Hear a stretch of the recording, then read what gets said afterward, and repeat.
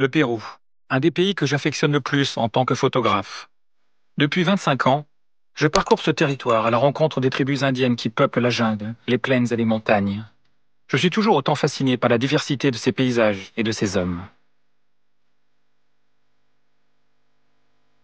Pourtant, depuis quelques années, je ne peux que constater la lente assimilation culturelle de ces peuples et la désertification des villages. Mais un de mes contacts m'a parlé des Ashaninka, une tribu indienne dispersée dans la forêt amazonienne. Ils sont entre 30 et 50 000, répartis en plus de 350 communautés.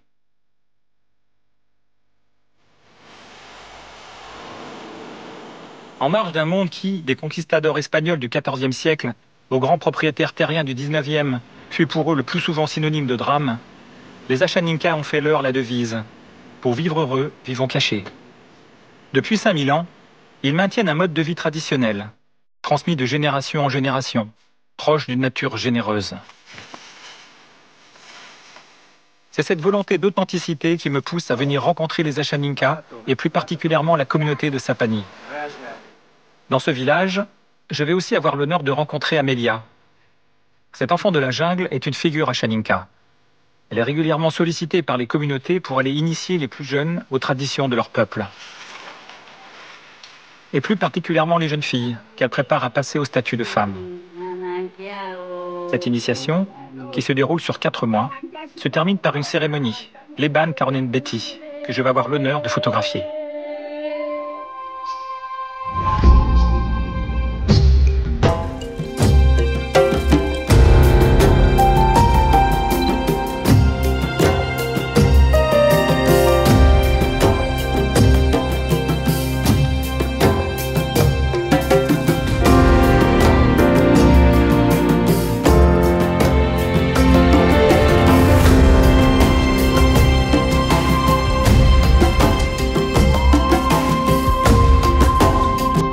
Le territoire des Ashaninka se disperse en de nombreuses communautés éparpillées dans la jungle. Celle de Sapani se trouve à 100 km de la frontière brésilienne, au nord-ouest de la petite ville d'Atalaia.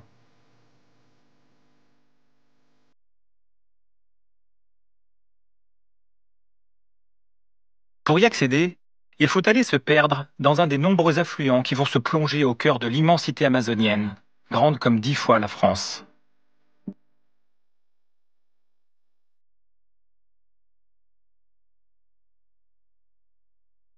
Et enfin, découvrir au bord d'une rivière un paradis originel, la communauté de Sapani.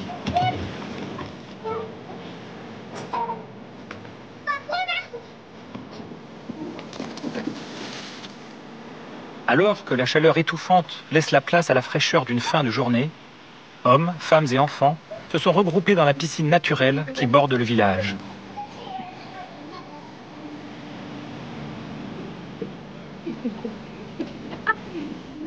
Victor, un des habitants, m'en dit plus sur la communauté.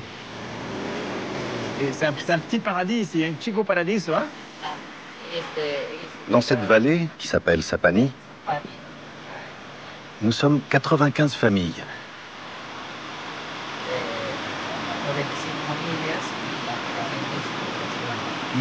Et que más? Yuca, Ici, nous trouvons du manioc, Du manioc, des bananes, des bananes, papa, maïs. oui, du maïs, oui, un petit peu de maïs et beaucoup d'autres fruits et et légumes. beaucoup de fruits. Et le riz, non. Si, nous cultivons un peu de riz aussi. Ah oui, aussi. Vous n'avez pas besoin d'acheter du riz, il est cultivé ici. Ah, ok, muy bien. Chaque jour, nous pêchons dans la rivière de Sapani. Ce que nous pêchons et attrapons, nous le partageons en famille. Najas, venado, Nous chassons aussi dans la jungle. Il y a beaucoup de gibier, des oiseaux que nous pouvons manger. ah, ok.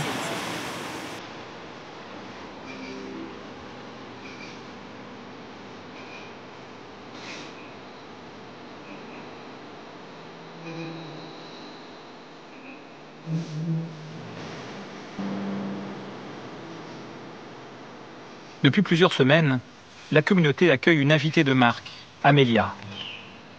À 70 ans, cette guérisseuse, conseillère et voyante est surtout la gardienne du savoir et de la tradition des Ashaninka.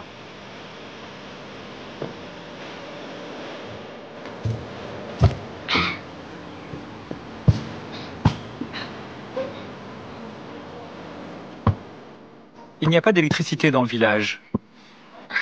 Alors, avant que la nuit tombe, Amelia a rassemblé la communauté autour du feu pour leur conter les mythes et légendes Ashaninka. Une tradition de transmission orale qui se perpétue depuis 5000 ans.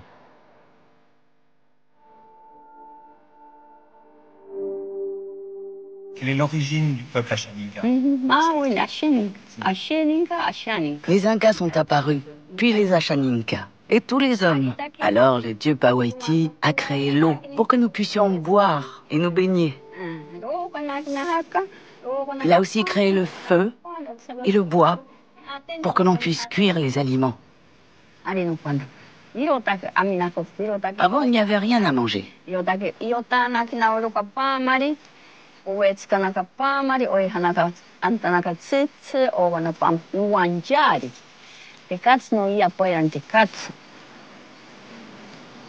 Avant, nous étions obligés de manger la terre, car rien ne poussait, même pas de manioc. Puis est arrivée une autre déesse, sous la forme d'un grillon qui s'appelle Tsitire, qui avait un ventre énorme, car elle était enceinte. Puis elle a dit à un Ashaninka, « Marche sur mon ventre ». Il s'exécuta, et alors une graine sortit de son ventre. Elle fut alors plantée. Une autre histoire raconte qu'un Ashaninka fut transformé en un dieu très puissant, un dieu de la forêt, qu'on appelle Navieri. À cette époque, la terre bougeait beaucoup. Alors, il a descendu le cours d'eau de la rivière, loin, jusqu'au bout, là où se termine la terre. Maintenant, il porte la terre. Il la maîtrise. Maintenant, quand la terre bouge, et elle bouge tout le temps, il la contrôle avec sa force. Tout est vrai, je ne te mens pas. Voilà ce que raconte notre histoire depuis que le dieu Navieri nous a créés.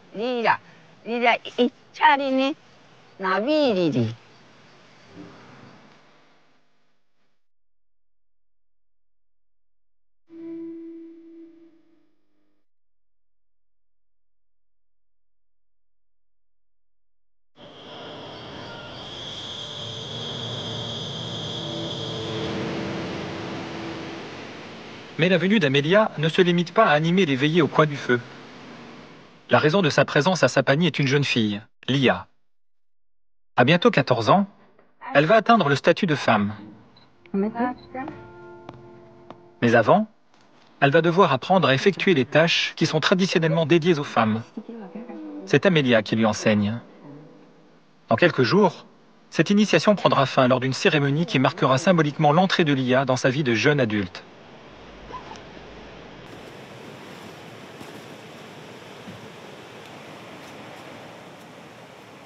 Pour avoir le droit de photographier cette initiation, je vais devoir me plier à une rigoureuse cérémonie de purification. Car ici, rien ne se fait sans prévenir ou demander l'autorisation aux esprits qui peuplent la forêt. Vie terrestre et spirituelle sont étroitement imbriquées. Pour les Ashaninka, la venue d'un étranger pourrait rompre ce fragile équilibre.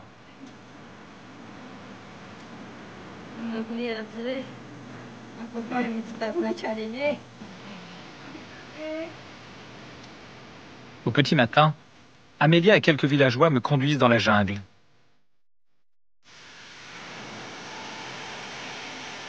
Après 2 heures de marche, notre chemin croise celui d'une cascade. C'est un lieu sacré pour les Ashaninka. Comme une église végétale faite de roches, d'eau et de lianes, où les esprits se confondent, se cachent et observent. Alors, avant de s'approcher, ils revêtent la kushma, leur habit traditionnel.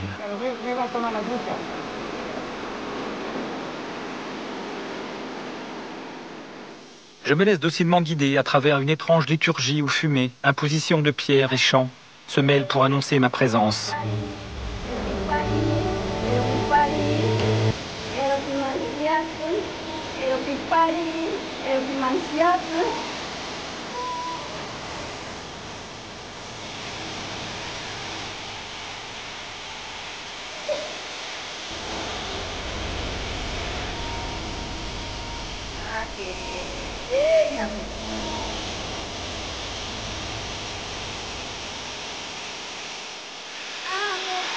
Tu veux baptiser la cascade.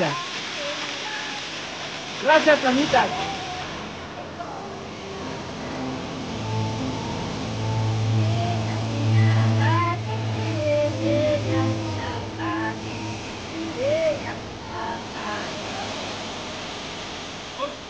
Après m'être lavé sous la cascade, Amelia me conduit un peu plus profond dans la jungle. Je suis prêt pour l'ultime étape, le vaporéo. Une décoction de plantes portée à ébullition, dont la vapeur est censée me purifier.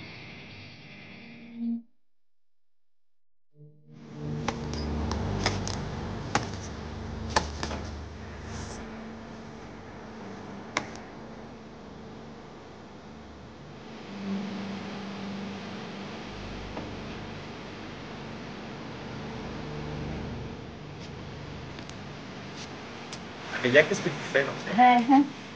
Voici les feuilles pour te faire le bain de vapeur. Je suis allée chercher ces herbes dans la jungle. Elles me serviront pour guérir ton corps. Bon,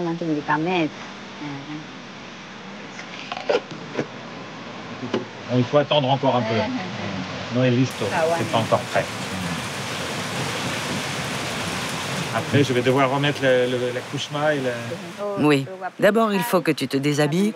Ensuite, je vais te baigner. Et après, je t'habillerai avec la couche-main.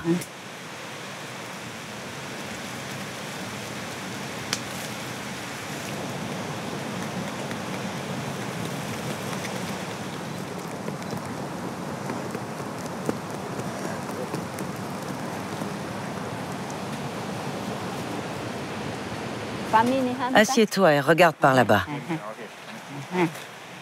Pour préparer ma peau à la chaleur, Amelia me verse l'eau quasi bouillante sur le corps.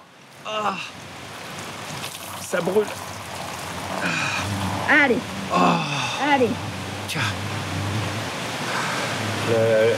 Le premier coup, j'ai cru qu'elle allait m'ébouillanter, mais là, ça va mieux. Là. Ça y est. Ah, c'est bien. Bon. Hop.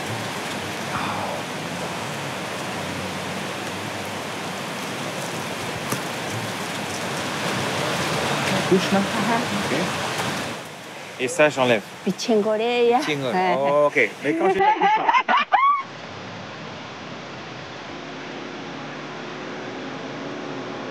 Alors, il paraît-il qu'il ne faut pas porter de sous-vêtements sous la couche-main. Donc, elle m'a dit il faut que j'enlève en même temps que je mets la couche-main. On va essayer de faire ça de manière. Et ça.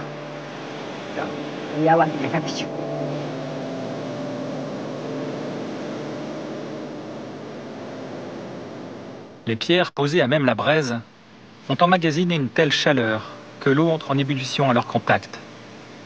La vapeur d'eau prisonnière de la couche-main se répand. Elle trouvera en moi toutes impuretés qui risqueraient de briser l'équilibre qui règne entre les hommes et les esprits.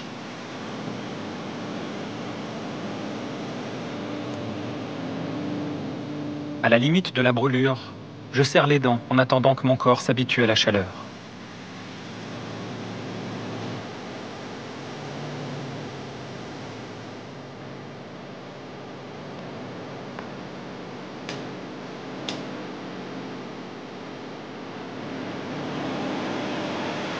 C'est comme un chasseur dans la forêt qui arrive à lire les pistes et nous on voit rien du tout. Elle peut voir des choses qui vont indiquer la situation de mon corps et aussi de mon esprit en lisant les signes dans les feuilles qui sont pour nous complètement invisibles.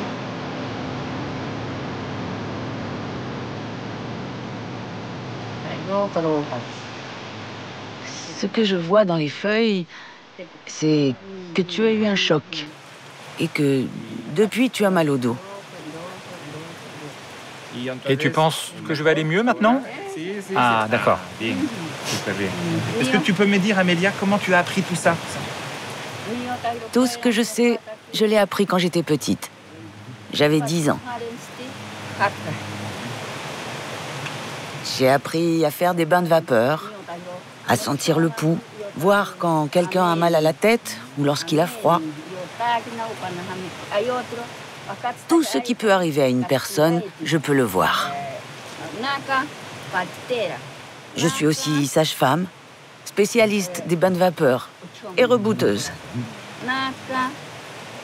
Tout ce que je sais, ce sont ces 3 choses. Allez.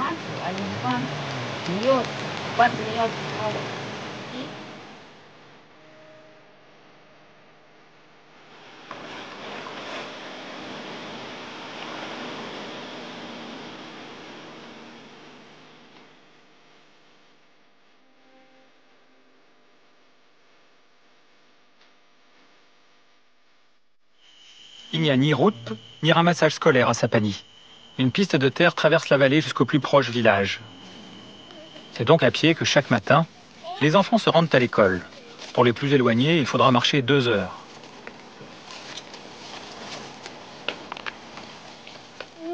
Pour la jeune Lia, l'enseignement sera tout autre aujourd'hui. Comme tous les jours depuis 4 mois, c'est aux côtés d'Amélia qu'elle passe ses matinées. Vannerie, tissage, cueillette sont une partie de l'enseignement qu'elle lui dispense. Des savoirs qui permettent aux Achaninka de garder un mode de vie autonome. Sur le porche de sa maison, en compagnie de sa famille, la leçon se fait aujourd'hui en chanson. Je vais t'apprendre, je vais t'apprendre. On va faire comme ça, et puis comme ça. On le fait de cette manière. Tu as compris? Ma jolie filleule, regarde bien ma filleule. Fais bien comme moi, n'aie pas peur ma filleule. Non ma filleule, pas comme ça ma jolie filleule. Fais bien attention ma filleule. Je sais que tu peux le faire ma filleule. Elle vient d'avoir ses premières règles. Elle devient donc une femme et je viens lui enseigner le tissage et tout ce qu'une femme Achaninka doit savoir faire. C'est ma grand-mère qui m'a appris. Et quand elle est morte, j'ai pu continuer à tisser pour ma famille. Lia fera pareil avec sa fille. Et ainsi, le savoir se transmettra.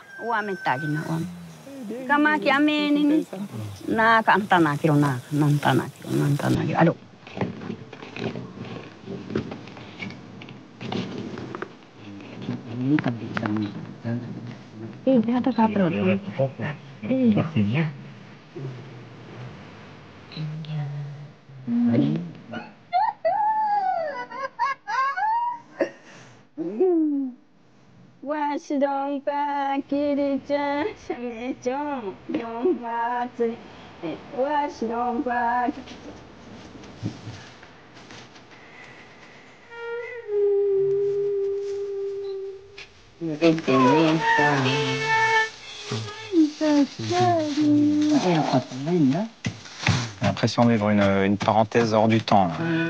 C'est d'une beauté indicible, une paix, une harmonie.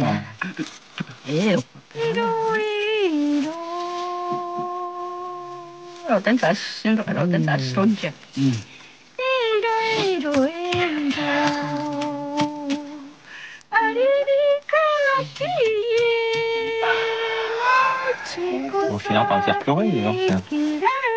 L'émotion, c'est l'émotion.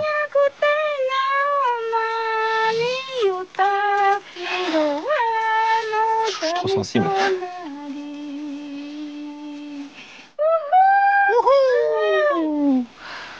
Qué magnifico, bonito, hein? Poi...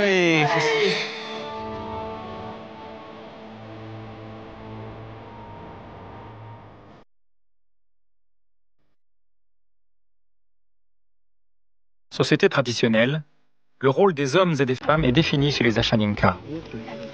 Aux femmes, les travaux domestiques et des champs, aux hommes, la chasse.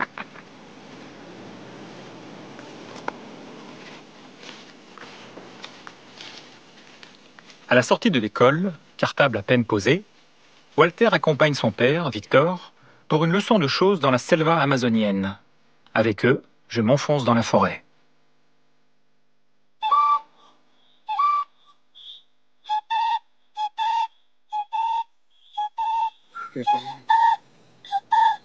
Voilà. Bon, je vais essayer, hein.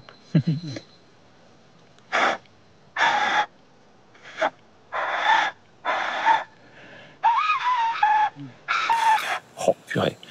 Et ça paraît facile, mais c'est super dur, en fait. Purée. C'est là que tu vois qu'il faut des années de pratique pour y arriver. Oui, mal, hein. Je suis vraiment mauvais, désolé. Hein. Et tu veux essayer? Quieres probar? Me enseña, tu vas me montrer, toi.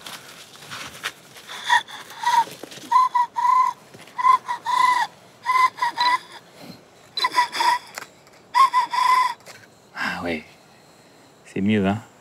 C'est mieux que moi. C'est pas aussi bien que papa, mais c'est mieux que moi. Gracias.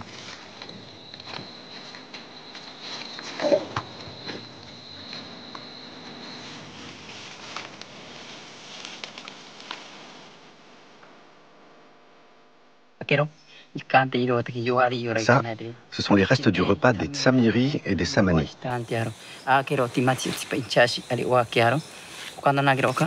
Regarde les brindilles brisées. On voit les traces.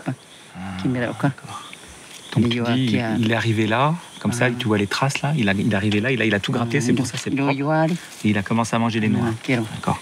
Putain, j'hallucine la manière avec laquelle il a pu lire les traces. Ici, j'aurais pu passer 10 fois, je voyais rien du tout.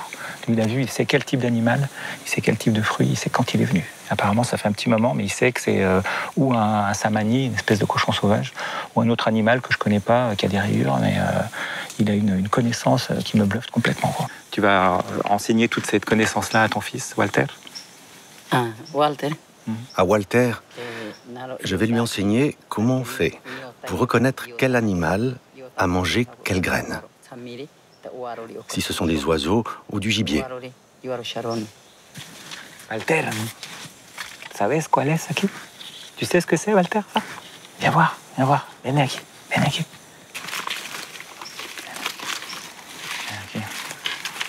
Viens aquí.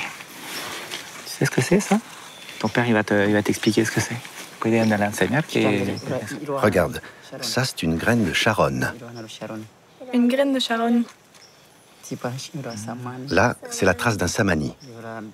Et à côté, c'est la trace d'un tsamiri. En fait, ce qu'il mange, c'est la graine qui est à l'intérieur du fruit. Il le ronge jusqu'à la trouver. Si nous restons un moment ici, nous sommes sûrs d'en voir passer.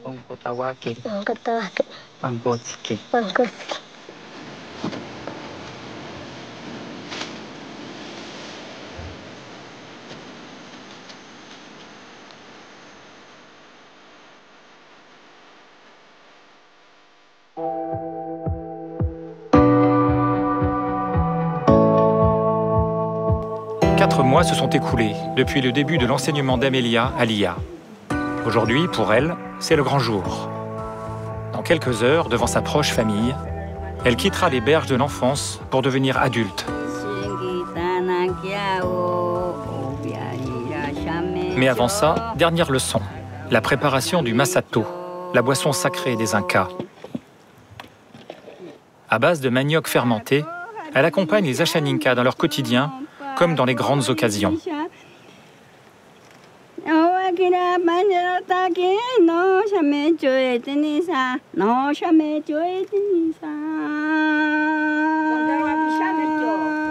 Lia, si tu peux me dire en quelques mots ce que ça représente aujourd'hui, ce moment pour toi. J'ai appris avec Amelia, qui est venue d'une autre communauté. Elle m'a appris à préparer le masato, mais aussi comment fabriquer une kushma.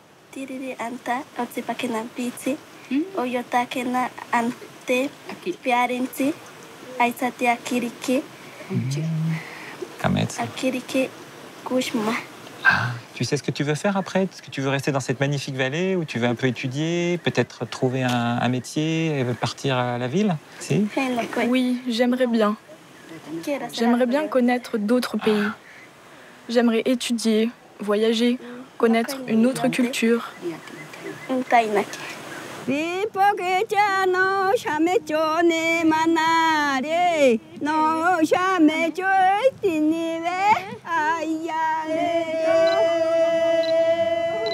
Assise sur le porche de la maison, alors qu'Amelia initie les danses et les chants, Lia attend d'être invitée à rejoindre le groupe.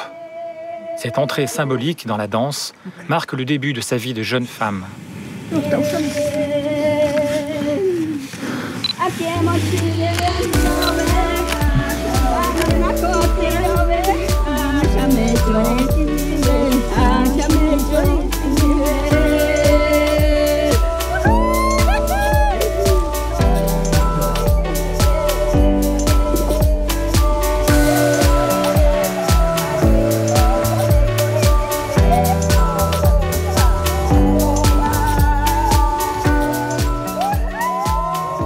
Aux yeux des Ashaninka, Lia est maintenant une femme. Pour autant, elle continuera une vie de jeune fille entre école, travaux des champs et jeux. À elle de décider où ses pas d'adultes l'amèneront. Mais comme tous les enfants Ashaninka, nourrie des mythes et des savoirs qui constituent son identité, Elle portera en elle les germes d'une culture bien vivante.